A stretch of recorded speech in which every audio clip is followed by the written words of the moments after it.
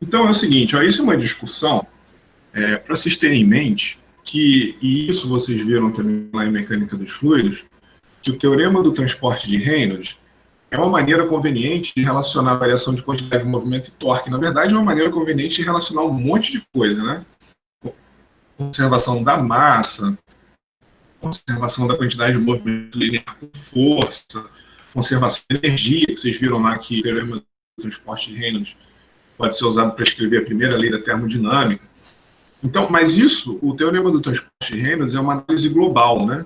A gente pega uma região do espaço, é o que a gente está vendo aqui, ó. Isso daqui seria o impelidor da bomba, né? Aqui seria a superfície de controle 1 e aqui a superfície de controle 2. E aí o fluido entra, né, com uma certa, com certo triângulo de velocidade na superfície de controle 1 e sai com um certo triângulo de velocidade, né, com certas componentes de velocidade pela superfície de controle 2. A gente faz uma análise muito global, né? Observa que a gente só está vendo velocidade na entrada e na saída e nem se importa muito com o que acontece ao longo da passagem do fluido pelo impelidor e nem analisa o que acontece depois, né? Então, essa análise global, né? Observa que a gente nem falou como que a conversão de velocidade e pressão se dá na carcaça. Mas seja o que for que aconteça, essa relação aqui da variação da quantidade de movimento angular, né, ou do torque, né, da variação da quantidade de movimento angular com o torque fornecido aqui no eixo, né, que faz esse eixo girar, ela tem que dar essa energia aqui, não tem? Essa é a questão, né? A análise é muito global, ela é muito, vamos dizer assim, muito caixa preta, né? O que entra uma certa quantidade de movimento angular, sai uma certa quantidade de movimento angular, e é essa energia que o fluido tem que receber, né? Vamos dizer assim, idealmente a energia que o fluido recebe para vencer uma certa perda de carga, para vencer uma certa altura, uma certa vazão, né? Então, vamos dizer assim, né? É uma forma conveniente de descrever, de calcular, mas a gente perde muito detalhe do escoamento. Então, e esses detalhes a gente só obtém eles, né? Quando a gente usa CFD, né? Fluidodinâmica computacional, esses programinhas aí, ou vocês são programas que são técnicas que são usados lá no ANSYS, no Console, ou que vocês mesmos podem implementar no MATLAB, por exemplo, né? Qualquer outro programa matemática, MATLAB, qualquer programa de computação, aí, né? Qualquer linguagem de programação que você prefira. Então, aí a questão é a seguinte, né? Seja qual for a estratégia, se você quiser, isso daqui seria uma figura de uma análise de CFD, o fluido entrando aqui, né? Aqui estaria o fluido entrando no olho do impelidor, a passagem dele pelas pás e aí a saída pela carcaça. A gente só consegue esse nível de detalhe fazendo CFD, né? Mas seja qual for a estratégia, a energia global, né?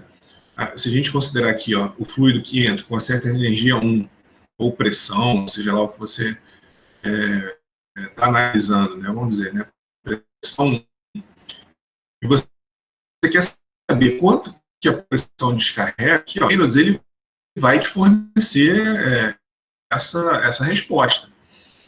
Com essa configuração que a gente viu, né? Um triângulo de velocidade e tudo mais, a gente tem um certo ganho de pressão, de energia, enfim, que o fluido recebe. Mas se a gente tiver numa etapa, vamos dizer assim, né, de ajuste fino, se você falar assim, tá, beleza, se eu colocar mais uma pá aqui, ó, o que isso vai impactar, né? Se eu mudar, se em vez da pá ter esse perfil, sei lá, se ela vier um pouquinho mais aqui e só mudar o perfil ali na saída, né, de modo que o beta 2 e o beta 1 sejam iguais, mas o perfil um pouquinho diferente, o que vai acontecer? Tá travando para vocês aí ou minha net? O Jordan tá falando que tá travando para ele. Como é que tá para o resto da galera aí? Não sei se eu tô falando muito rápido também. José Augusto falou que tá normal lá. Juliana também. Rodrigo, acho que... vou falar um pouquinho mais devagar aí, Jordan. De repente, entre uma travada e outra, você pega aí. Beleza, então vou tentar falar um pouquinho mais devagar, porque eu sei que isso é um problema mesmo, né? Às vezes é um problema aqui, às vezes é um problema aí, tá? Bom, então a discussão aqui é que existem duas grandes estratégias para fazer análise de energia, de variação de quantidade de movimento linear, quantidade de movimento angular, que é o CFD, que são as equações diferenciais resolvidas ao longo de todo o domínio, e o teorema do transporte de Reynolds, que analisa de forma global toda essa questão de energia, de força com variação de quantidade de movimento angular, de força com variação de quantidade de movimento angular, torque, né, com variação de quantidade de movimento angular. Mas seja qual for a estratégia, o resultado tem que ser o mesmo. Se a gente quiser uma análise global da variação de quantidade de movimento angular com torque, o teorema do transporte de Reynolds serve para o que a gente quer. Agora, se a gente estiver atrás de uma análise mais fina, né, da variação, por exemplo, do ângulo da pá na variação de pressão, aí não tem muito jeito. Porque, observa, o teorema do transporte de Reynolds, ele te dá um limite teórico máximo, né? Com esse beta 2 que a gente tem na saída, que não está representado, né? Com esse beta 2 e com esse beta 1, né? E essa velocidade tangencial 1 e essa velocidade tangencial 2, então, toda a geometria, vazão, então, o teorema do transporte de Reynolds, ele dá um limite teórico máximo. Se a gente quiser os detalhes, né? Se você for lá para o laboratório, constrói um impelidor com um certo formato aqui de pá, liga a bomba e ela não fornece o head, né, a energia que você determinou pelo teorema do transporte de Reynolds, não tem jeito, você tem que ir para o computador, fazer um programinha de CFD para analisar no computador, claro que depois, é óbvio, né? Depois você precisa ir para o laboratório para confirmar o que o CFD previu, porque essas técnicas de fluidodinâmica computacional, elas têm muitas hipóteses simplificadoras, porque senão você vai ficar o dia inteiro para simular um processo relativamente simples, tá? Então tem que ter hipóteses, tem que existir hipóteses simplificadoras para permitir um tempo razoável, né, de computação. A menos que sua geometria seja muito simples, né? Mas, no caso aqui, ó, um impelidor girando a 3.600 RPM, por exemplo, com essa geometria complexa, com esse número de pás, com uma velocidade que entra numa certa direção e muda de direção a cada ponto aqui do impelidor, a gente tem que fazer uma série de hipóteses simplificadoras, principalmente porque isso é um escoamento altamente turbulento, né? Tá? Então, qualquer técnica de CFD aqui poderia ser meio penoso, né? Poderia ser extremamente penoso no sentido de tempo computacional. E aí a gente tem que ir para o laboratório depois e confirmar que o RED que o CFD previu foi efetivamente o que a bomba está fornecendo. Tá? Na hora de fazer um ajuste fino desse que eu estou falando, né? Tá? Se você quiser analisar, se você estiver projetando, né? Se você propor o projeto de um impelidor mais eficiente. Então não tem muito jeito, você tem que ir para técnicas de CFD, tá? Bom, então isso é só uma análise bem genérica, assim, né? Que o que a gente está fazendo aqui, só para vocês terem em mente, do ponto de vista de engenharia, o que a gente está fazendo no curso, qual é a limitação e o que pode ser feito no futuro da vida profissional de vocês, uma vez que vocês se confrontem, né? Se em algum momento vocês se confrontarem com um problema desse, né? Observa que a parte de máquinas de fluxo, você pode trabalhar com aplicação direta, que é o que a gente vai ver aqui no curso, né? É a aplicação direta, então é como dimensionar os dispositivos face ao sistema contra qual esse dispositivo está trabalhando, versus uma outra abordagem mais fundamental, que é como otimizar esses dispositivos, que aí não tem jeito, seria esse tipo de análise aqui, né? A otimização desses dispositivos é uma coisa que vocês eventualmente trabalhariam num curso de CFD.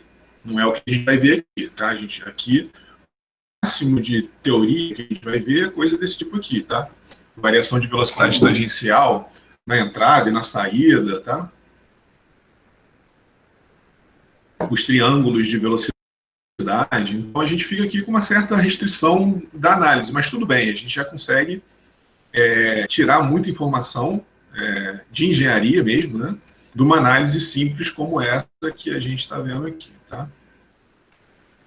E aí, né, só relembrando aqui o que vocês viram lá em mecânica dos fluidos, todas essas técnicas computacionais de CFD, de fluidodinâmica computacional, elas passam pela solução da equação da continuidade, né, ou conservação da massa, da conservação da quantidade de movimento linear, né, que relaciona a variação, aqui seriam os termos de massa, isso daqui seriam os termos de massa vezes aceleração, né, e aqui o somatório das forças, aqui massa vezes aceleração, e aqui os termos de somatório das forças que aparecem no escoamento de fluidos, né. E aqui, eventualmente, se você estiver aquecendo, tem ainda a equação da energia, né. Essas expressões, né, essas velocidades que aparecem aqui, ó, elas estão acopladas com as velocidades da conservação da massa. Então, você não consegue resolver esse sistema de equação sem acoplá-los aqui, eventualmente, num problema mais complexo, né, sem acoplá-los ao que está acontecendo com a conservação da massa. E se a gente tiver temperatura variando, o negócio fica mais complicado ainda, né? Porque aqui a gente também tem velocidades que influenciam no transporte de energia, e a gente pode ter coisas mais chatas ainda, né? Se, por exemplo, a condutividade térmica variar com a temperatura, se a viscosidade variar com a temperatura. Então, o negócio pode se tornar altamente complexo. Então, por isso que a gente aqui no curso, né, para permitir um tratamento analítico, sem entrar muito em detalhe de CFD e programação, a gente volta para a nossa análise global, tá? A gente não se preocupa muito com os detalhes que acontece com a passagem aqui pelo imperidor, depois como que acontece na passagem pela carcaça da bomba, tá? Então a gente fica realmente centrado, né, na energia que o fluido ganha, né, no teorema do transporte de Reynolds, aplicado aqui no imperidor, e a gente fica restrito a essa análise, tá? Por uma questão de simplicidade. Mas nunca percam de vista, né, tenham sempre em mente que a velocidade é altamente complexa, ela pode ser tridimensional, será, né, tridimensional, compressível, transiente, a coisa... Aqui, nesse caso, a gente não está nem considerando, né, nesse sistema de equação que eu estou mostrando aqui, de equações diferenciais, eu já cortei aqui os termos transientes. Isso daqui são equações para regime permanente, nada que varia com o tempo, né? Aqui, eventualmente, a gente teria um termo variando no tempo em cada um desses termos se a gente considerasse o escoamento transiente. Tá? Aqui, ó, tem uma... Eu achei legal esse videozinho, vamos ver se vai abrir aqui. Essa é uma página da internet. Aqui, ó, que ele já vai ficar ali, né, para vocês verem depois. Então, é uma simulação por CFD. Não sei se isso é uma empresa, Advanced Design Optimization. Eles, como eu achei esses... Eu tentei puxar esses gifzinhos para dentro da apresentação, mas ele não deixa. Ele está mostrando aqui, ó, uma simulação transiente com vazão constante. E aí, o que a gente tem aqui, ó, são os vetores de velocidade calculados por CFD, né, à medida que o imperidor gira. E aí ele tem um código de cores aqui que ele não bota a escala, né, então não dá para saber direito o que está sendo transiente.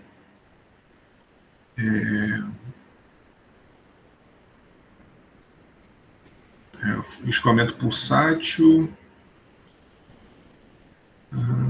Tá, mas enfim. Então, normalmente, né, vamos dizer assim, um código de cores, normalmente, para esse tipo de análise, o que a gente tem seriam as partes em vermelho maior, né, velocidades maiores ou temperaturas maiores, se alguém já viu algum termograma, né, e a parte azul, velocidades menores. Então, a gente está vendo aqui, né, o perfil de velocidade, eventualmente a velocidade aumentando à medida que vai passando pelo impelidor. E aqui está um perfil de pressão, né? Então ela entra com a pressão baixa, se o azul for baixa pressão e o vermelho for pressão alta, o fluido está entrando com a pressão baixa aqui, à medida que ele passa pelo impelidor, a pressão vai aumentando, e aí aqui o amarelo seria uma pressão intermediária, e na carcaça aqui que a pressão aumenta, né? E eventualmente, aí, dependendo da escala das cores também, né?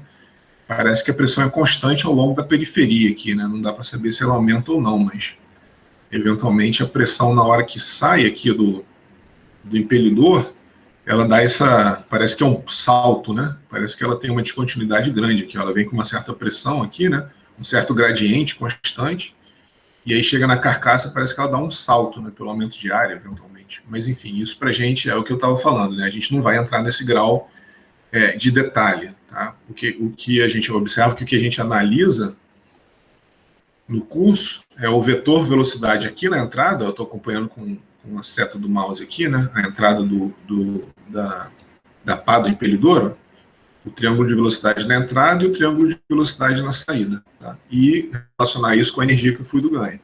Aqui, por CFD, a gente vê o detalhe, né? A gente vê certinho o que acontece com a pressão quando entra, na hora que passa pelo impelidor, quando passa pela carcaça, tá? Mas aí a gente tem que ter o sistema de equação para resolver isso não é muito simples, não, tá? Certo.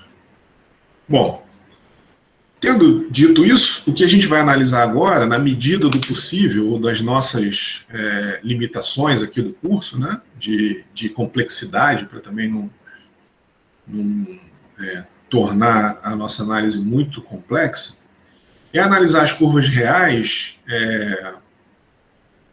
vamos dizer assim, dentro do nosso mundo aqui, né,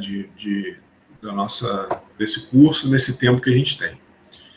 Então, a gente viu que tinha um monte de simplificação, né, nessas análises que a gente fez até agora. Isso até que não é um problema, né, e aí eu até dou um exemplo lá da termodinâmica que vocês viram, é uma boa maneira de analisar algumas tendências, de analisar alguns comportamentos. Então, se vocês lembrarem lá do ciclo Otto, que é o ciclo que é usado para modelar, né, ou simular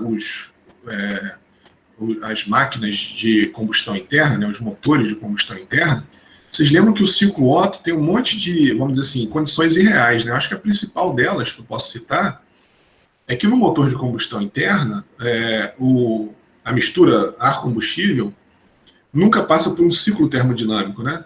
Você aspira a mistura ar-combustível, expande, aí, né, na expansão, lá, quando o pistão desce, a mistura ar-combustível entra no motor, aí você comprime, aí tem um processo de combustão e depois você expulsa os gases. Então, esses gases queimados são expulsos ali do sistema que a gente está analisando, que é o cilindro. Então, e o ciclo Otto, na verdade, ele é um ciclo termodinâmico. A gente considera que o fluido ali, né, ele está passando por um ciclo termodinâmico. Mas, além de diversas outras simplificações, né, a gente consegue determinar, pelo ciclo Otto, que quanto maior a taxa de compressão, maior a eficiência do ciclo Otto, e isso vale também para o motor de combustão interna.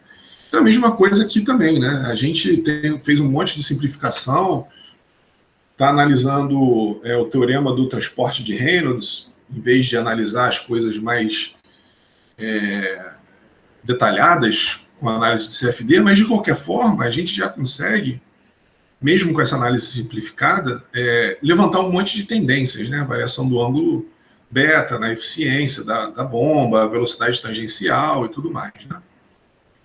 Então, o que a gente vai fazer agora, então eu estou justificando, né, a gente ter feito toda essa análise anterior que a gente fez até agora, sem considerar nenhuma perda, né, como se o fluido fosse ideal, como se a bomba fosse ideal, como se não houvesse atrito. Então, tudo isso que a gente fez até agora seria um mundo real, mas tudo bem. Isso permitiu que a gente enxergasse muitas tendências ou muitos comportamentos, né, muitos fenômenos que influenciam o comportamento das bombas, né, tá? E o que a gente vai fazer agora é justamente estudar o caso real, né? Quais são os fatores que afastam essas curvas ideais que a gente viu e aproximam ela de uma condição real, tá? Então a gente vai usar o ciclo, o caso ideal, desculpa, né? A gente vai usar o caso ideal como uma referência, né? E a gente só vai analisar o beta 2 menor que zero, né? Todas as análises que a gente fizer daqui para frente vai ser aquele que a pá é para trás, né? Tá? Então a bomba está girando para cá e as pás estão com o ângulo beta 2 aqui, ó, menor que 90. Tá? Opa, menor que zero não, né? Menor que 90, tá? Menor que 90 graus. Tá? Então é isso daqui, né? O beta 2 menor que 90 graus, certo? Então a gente vai fazer essa análise para esse caso. Então, o primeiro fenômeno que a gente observa, que afasta a curva real da ideal, é o seguinte, ó, se a gente voltar no tempo aqui, a gente vai ver, né, isso eu fiz uma análise com várias, vamos dizer assim, né, a influência de vários fatores na velocidade V1, até nessa questão da pergunta que o José Augusto tinha feito aí, né, essa questão da velocidade inicial ser nula, né, então a gente viu que aí a gente chega nessa expressão aqui do RED, né, aqui a gente perde, né, ou elimina o 1 VT1 sobre G, né? Quando a gente faz essa estratégia de construir o triângulo de velocidade na entrada sem componente tangencial, a gente aumenta a quantidade de movimento angular que é fornecido para o fluido, né? Ou a energia que o fluido recebe. Então, se vocês lembrarem, né, a gente idealmente queria que o fluido não tivesse essa componente tangencial, ajustando aqui o ângulo beta1, a velocidade W1 relativa, né, a velocidade de rotação. A gente tinha uma certa faixa de operação, onde idealmente isso acontece, né? Agora aqui, ó, o que acontece é que num fluido real, ele não necessariamente vai entrar de forma tangencial, bonitinha ali, né, na entrada da bomba.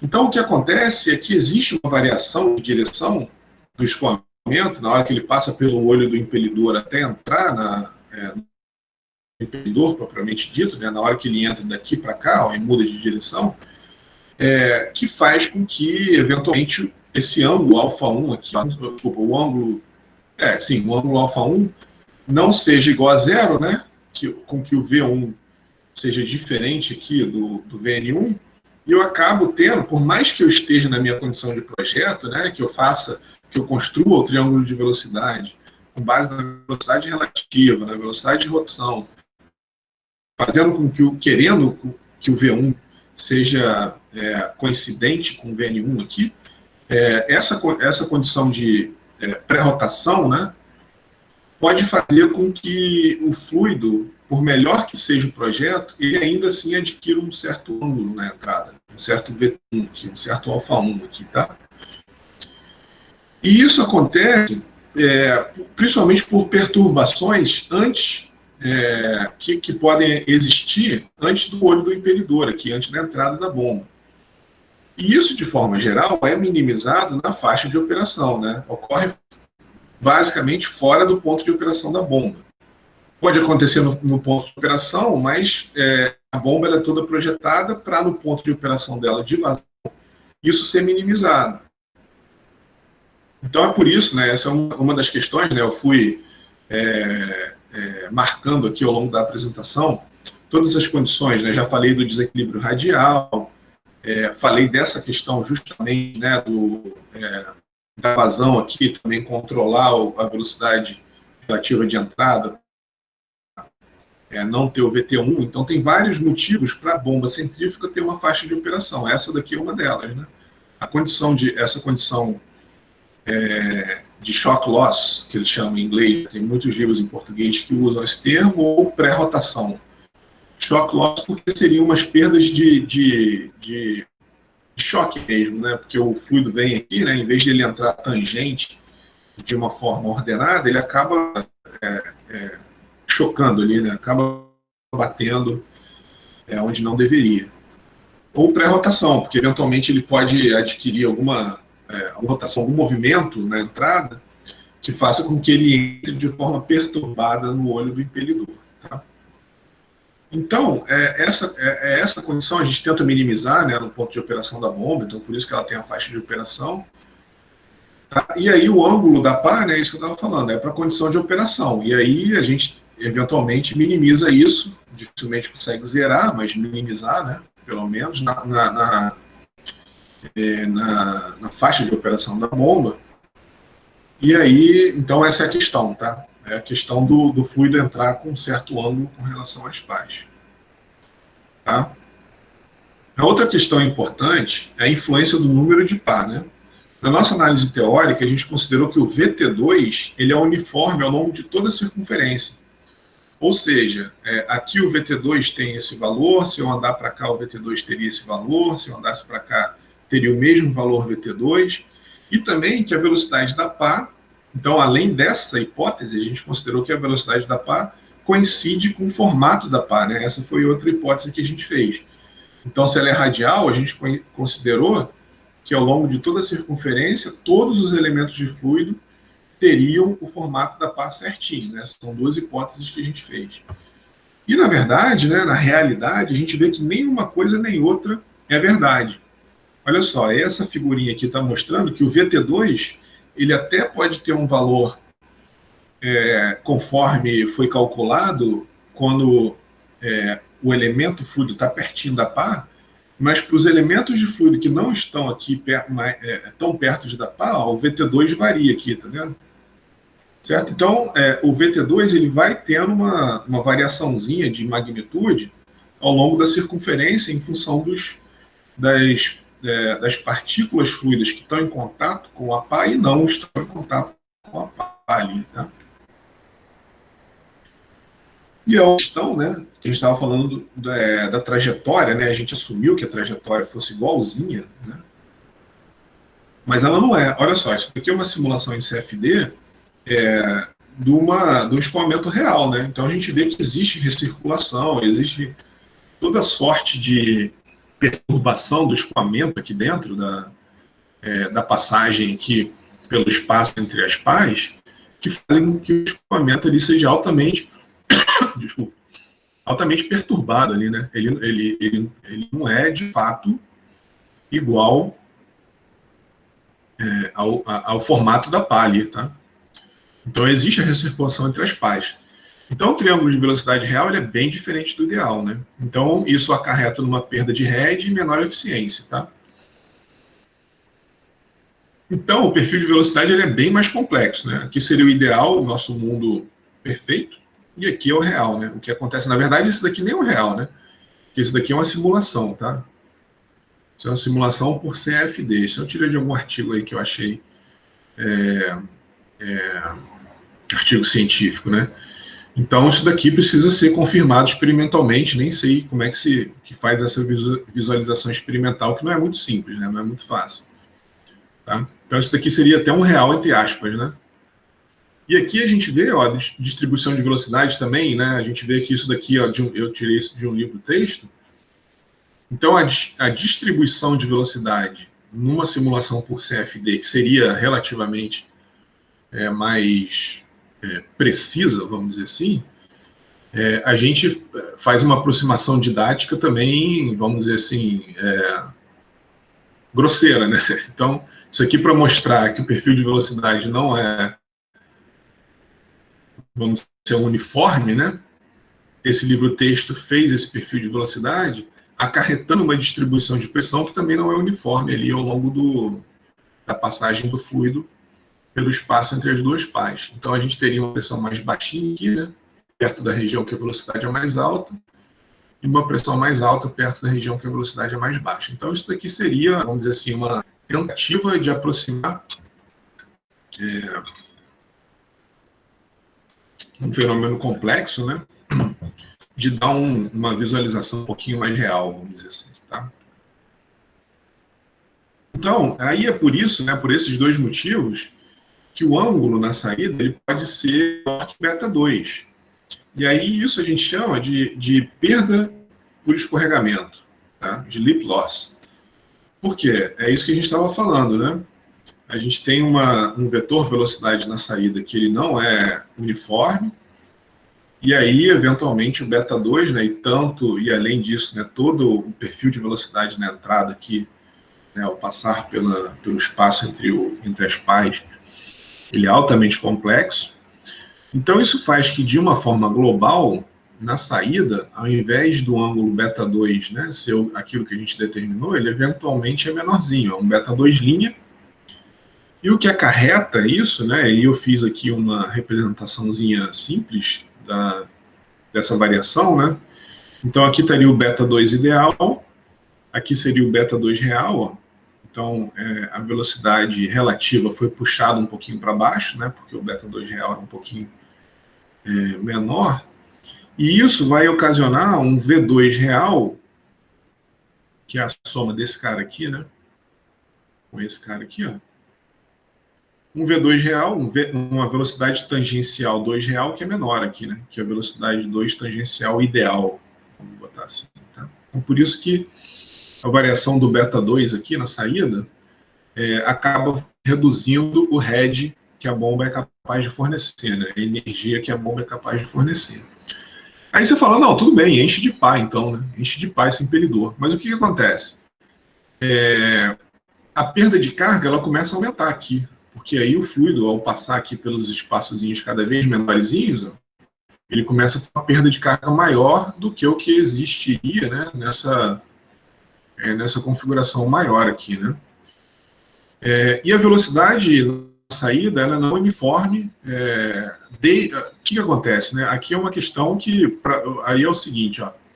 Se você falar assim, beleza, aumenta o número de pá para a gente ter as moléculas fluidas exatamente aqui, né? O fluido traçar exatamente o caminho das pás. Mas para você conseguir isso, essa ordem de grandeza, né? Para a gente fazer a velocidade na saída ser uniformezinha, bonitinha, do jeito que a gente está querendo, essa distância tem que ser da ordem de grandeza das moléculas de fluido. Isso é impossível, né? É impensável você fazer uma distânciazinha molecular ali para você ter o caminho do fluido respeitando o caminho das pás. Então, isso é uma perda que ela vai sempre acontecer, né? Tá? Independente do fluido ser ideal ou não, tanto a questão da perda de carga quanto a não uniformidade, né, da velocidade de saída vão acontecer. Tá? Então, essas são perdas de passagem. Né? Tá? Mas aí é aquilo, né? A recirculação é mais difícil e com muitas pás a trajetória do fluido é bem perto do formato da pá. Então, enfim, é uma questão de balanço. Então, existe um número ótimo de pá que é obtido por uma análise mais detalhada. Então, essa é uma grosso modo, né, vamos dizer assim, né? Em 11 e 16 pás, em média, é o que é usado, tá? Turbobombas. E aí, tanto o escorregamento, isso que eu estava falando, né? Tanto o escorregamento aqui na saída e a trajetória não são perfeitos mesmo para os fluidos ideais. Tá? Então, de qualquer forma, é isso que eu estava falando, não importa. Mesmo que a gente considere que o fluido não tenha viscosidade, isso daqui vai sempre acontecer, tá? Aí existe também a questão da turbulência, né? Então aqui estaria uma bomba funcionando, o impelidor e aí a saída do fluido aqui pela carcaça, e aqui está uma região de recirculação forte, né? A gente tem uma turbulência muito forte aqui, então a turbulência causa um atrito muito forte também, mesmo nesses dispositivos, tá? Então são perdas que acontecem na vida real, tá? Que interferem na curva ré de vazão. E aí, o que a gente pode fazer, né, é reunir todas essas perdas em forma gráfica, né? Pegar todas essas perdas, pegar o head ideal, a curva de head ideal contra vazão, e reunir isso tudo num gráfico, né? E aí eu vou ressaltar, e a gente vai falar isso mais para frente, que existem perdas que mesmo para os fluidos ideais acontecem, como é a pré-rotação e aquela questão do escoamento não ser idealmente igual às pás, a questão do escorregamento aqui, né? O beta 2 ser menorzinho, né? O beta 2 real ser menor que o beta 2 ideal, tá? Então essas perdas elas baixam a curva ré de vazão de forma constante, né? Essas que mesmo que o fluido ideal, a gente vai ver. E outras apresentam uma característica mais não linear, tá?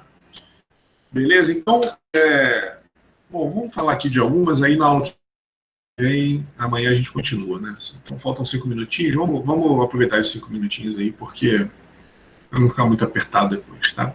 Então, ó, cada autor, ele apresenta essas perdas, vamos dizer assim, né, de forma diferente.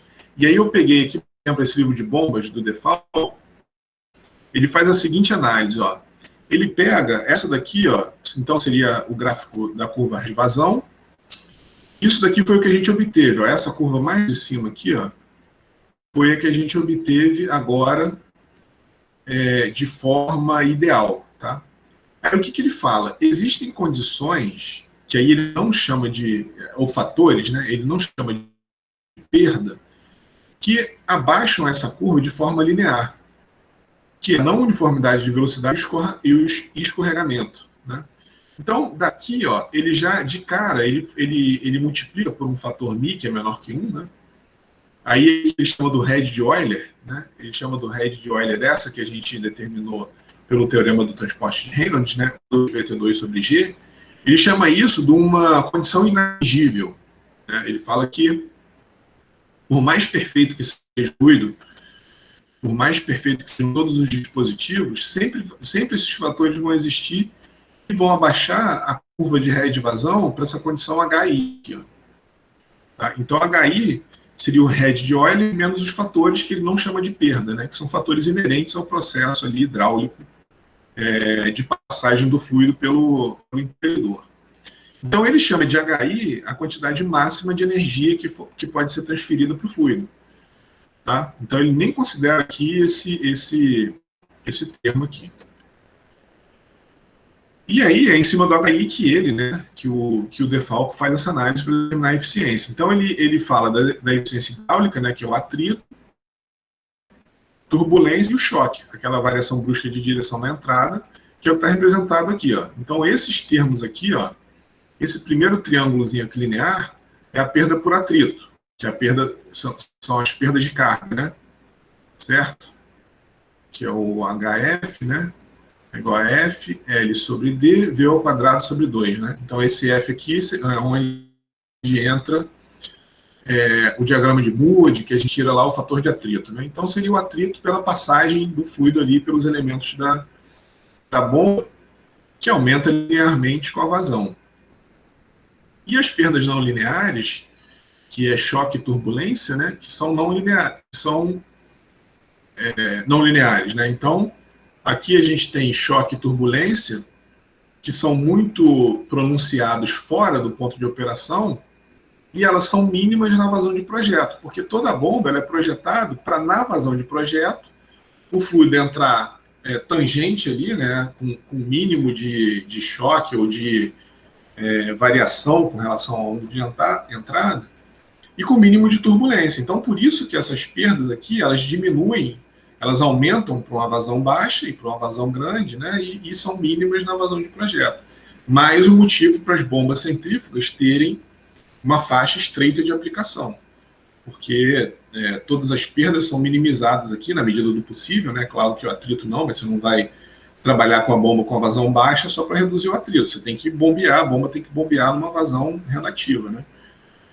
Então, com isso, né, o head, vamos dizer assim, real, ele seria todas essas as perdas hidráulicas, né, que a gente viu anteriormente, que acontecem mesmo para os fluidos ideais. Desculpa, as perdas hidráulicas são para os fluidos reais, né?